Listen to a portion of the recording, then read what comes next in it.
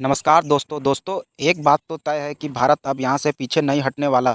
मतलब जिस तरह से डोनाल्ड ट्रंप ने पब्लिकली भारत के खिलाफ स्टेप लिया है, भारत की इकोनॉमी को बोला है डेड। यहाँ पर भारत ने एक बात साफ कर दी है कि हम किसी भी प्रकार का ऐसा एग्रीमेंट नहीं करेंगे, ट्रेड डील नहीं करेंगे जिससे भारत के लोगों का और भारत का नुकसान हो। इसको थोड़ा सा मैं आपको डिटेल में बताऊंगा, क्योंकि कल हुआ क्या कि रसिया के जो एम्बेसडर हैं भारत में, उन्होंने यहाँ पर यह कह दिया कि भारत के साथ मिलकर एक प्रकार से और ज़्यादा फाइनेंशियल इंटीग्रेशन किया जा रहा है। मतलब डी डॉलराइजेशन की तरफ बढ़ा जा रहा है। डॉलर को एक प्रकार से साइडलाइन करने की अब कोशिश है। तो इसको थोड़ा सा ओवरऑल कॉन्टेक्स्ट में आपको मैं बताऊंगा, काफ़ी कुछ जानने को है। चलिए आगे बढ़ते हैं। देखिए, सबसे पहले तो आप सब बैकग्राउंड जानते ही होंगे कि डोनाल्ड ट्रंप ने जो 25% टैरिफ सभी इंडियन इंपोर्ट्स पर लगा दिया है, और हो सकता है ज़्यादा टैरिफ लगाया जाए, क्योंकि हम रसिया के साथ ट्रेड कर रहे हैं। तो यहाँ पर एक प्रकार से पब्लिक स्टेटमेंट दिया गया है और कहा गया है कि भारत और रसिया की जो इकोनॉमी है वो डेड है, ऐसा डोनाल्ड ट्रंप ने कहा है। और अभी क्यों? क्योंकि यहाँ पर भारत जो डिफेंस और ऑयल ट्रेड कर रहा है रसिया के साथ, जो कि ट्रंप को बिल्कुल पसंद नहीं आ रहा है। और देखो, सबसे बड़ी प्रॉब्लम ही ट्रंप के साथ यही है। ट्रंप जिसको सोचते हैं कि वो अच्छा है, यही सही है, एक समय में तो यहाँ पर चाहते हैं कि पूरी दुनिया उनके साथ ही चले, हाँ में हाँ मिलाए। लेकिन जब डोनाल्ड ट्रंप कहे कि यह बेकार है, तो पूरी दुनिया कहे कि यह बेकार है।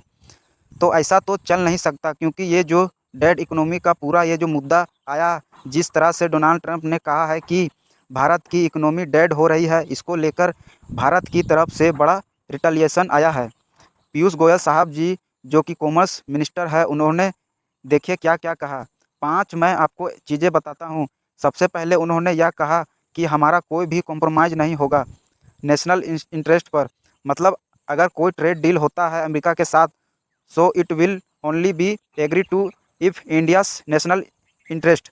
अगर वो कॉम्प्रोमाइज़ ना हो तो हम आपके साथ ट्रेड डील करेंगे। फिर इसके अलावा उन्होंने जवाब दिया डेड इकोनॉमी को लेकर। उन्होंने बताया कि डोनाल्ड ट्रंप एक प्रकार से जिस तरह से रसिया और इंडिया को डेड इकोनॉमी कह रहे हैं, उनका कहना था कि पिछले एक दशक में भारत ने रैपिड ट्रांसफॉर्मेशन देखा है। एक समय था जब हमें फ्रेजाइल 5 इकोनॉमी में डाला जाता था, लेकिन आज के डेट में हम फास्टेस्ट ग्रोइंग मेजर इकोनॉमी में हैं। इनफैक्ट जो पीयूष गोयल साहब जी ने, उन्होंने आईएमएफ का भी हवाला दिया और कहा कि भारत अब फास्टेस्ट ग्रोइंग इकोनॉमी है। आईएमएफ के मुताबिक ग्लोबल ग्रोथ में 16% का योगदान भारत रखता है। यह कोई छोटा मोटा आंकड़ा नहीं है। 16% कंट्रीब्यूशन अकेले भारत की तरफ से हो रहा है। तो हमारी इकोनॉमी डेड कैसे हुई?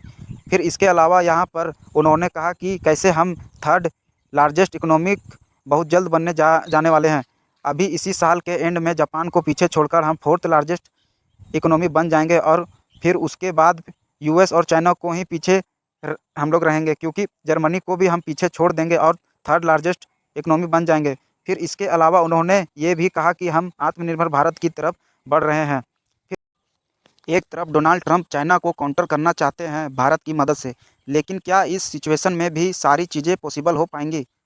और इसीलिए अगर आप देखोगे ना, तो ना हो सकता है कि पूरा का पूरा मामला अब उल्टा हो जाए। जियोपॉलिटिक्स के अंदर कब क्या हो जाए, चीज़ें कब पलट जाए, आपको पता भी नहीं चलता। कल के डेट में जहाँ तक बोला जा रहा था कि यूएस और भारत स्ट्रेटेजिक पार्टनर है, और आज आपको दूर दूर तक ये देखने को नहीं मिल रहा है। क्योंकि स्पेशली अगर आप देखें तो भारत और रसिया अब हो सकता है कि और तेज़ी से डी डॉलराइजेशन की तरफ बढ़े। ऑलरेडी आपको पता है कि हमने फॉर्मल तरीके से जो रूपी रूबल ट्रेड को अपनाने की बात चल रही है। यहाँ पर डिस्कशन चल रहा है कि किस तरह से हम बटरल फाइनेंशियल मैसेजिंग सिस्टम बना सके, ताकि स्विफ्ट की हमें ज़रूरत ना हो। इसके अलावा भारत का जो यूपीआई सिस्टम है, जो उसको जल्द ही जल्द आपको रशियन पेमेंट नेटवर्क के साथ इंटीग्रेट कर दिया जाएगा। और इसके अलावा यूएसए बेस्ड जो क्लियरिंग हाउसेस है, उसको हम इंटायर तरीके से अवॉइड कर पाएंगे। ये इस समय चर्चा चल रही है। देखो यहाँ पर क्या है ना, कि यूएसए और यूरोपियन यूनियन के द्वारा सेंक्शन लगाया गया यूक्रेन वार के बाद से, तो रसिया चाहता है कि जितना ज़्यादा देश उसके साथ आ सके।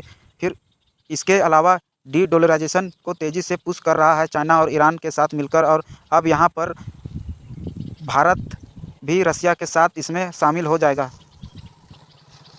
और इसके अलावा यहाँ पर जिस तरह से ऑयल है भारत को डिस्काउंटेड रेट में बेचा जा रहे हैं, तो यहाँ पर रुपी मतलब जो लोकल करेंसीज है उसमें ट्रेड की बात हो रही है। भारत के लिए क्या मोटिवेशन है, चलिए जानते हैं। देखो, ऑब्वियस सी बात है कि मोटिवेशन एक सबसे बड़ा यही है कि ट्रम्प जिस तरह से भारत के खिलाफ स्टेप ले रहे हैं और हमारा जो पड़ोसी देश है पाकिस्तान, उसकी वाहवाही में जुटे हुए हैं। काफ़ी कुछ चेंज हुआ है इस समय, और इसलिए अगर आप देखोगे तो सबसे बड़ा मोटिवेशन यही हो सकता है कि जो चीज़ें हम शायद पहले खुलकर नहीं कर रहे थे, अब धीरे धीरे चीज़ें आपको खुलकर होते हुए देखने को मिलेगी। और यूएसए के द्वारा जो सेंक्शन वगैरह की बात है उसको हम थोड़ा सा रिड्यूस करने की कोशिश करेंगे, लेकिन ध्यान रखिएगा इससे जो यूएसए है वो बहुत ही ज़्यादा चिंता होगा उसको, क्योंकि आपको समझना यह है कि इस समय दुनिया भर में जो ग्लोबल फाइनेंस है उसमें डॉलर का काफ़ी मायने हैं। जितना भी फॉरेक्स ट्रांजैक्शन होता है, सोच के देखिए, उसमें 88% या डॉलर शामिल होता है। तो दोस्तों लेट्स सी फर्दर क्या होगा डी डॉलराइजेशन को लेकर। अमेरिका क्या भारत को झुका देगा, क्या भारत इससे झुक जाएगा, आगे क्या होगा ज़रूर हम आपको न्यू वीडियो के साथ बताएंगे। तब तक के लिए धन्यवाद।